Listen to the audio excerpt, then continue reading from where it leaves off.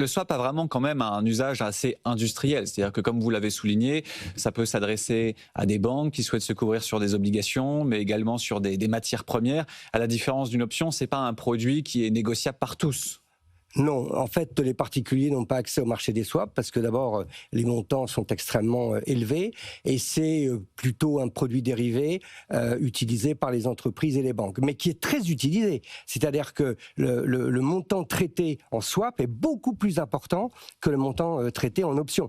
Et de manière assez paradoxale, pour moi qui suis professeur, on parle quasiment jamais dans les formations des swaps. On parle des contrats à terme, des options, et rarement des swaps, alors que le marché est beaucoup plus important.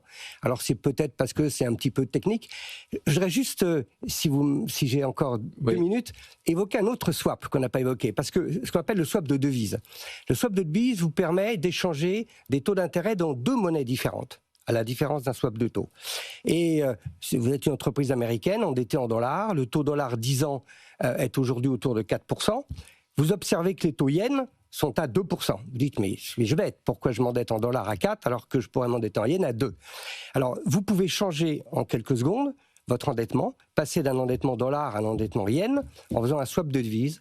Payeur de yens 2%, receveur de dollars 4%. Comme ça, vous êtes endetté en yens. Mais attention, j'attire votre attention, parce qu'il y a un risque de change énorme. Si vous êtes endetté en yens à 2%, vous bénéficiez du différentiel de taux, c'est merveilleux, mais en réalité, à l'échéance du swap, vous devrez payer le yen avec des dollars, rembourser votre dette en yens avec des dollars, et si le yen s'apprécie de plus de 2% par an pendant 10 ans, si c'est 10 ans, eh bien vous aurez perdu de l'argent. Donc attention, un swap de devise, ça vous permet de payer un taux d'intérêt plus bas, mais en contrepartie d'un risque de change qui peut être très élevé.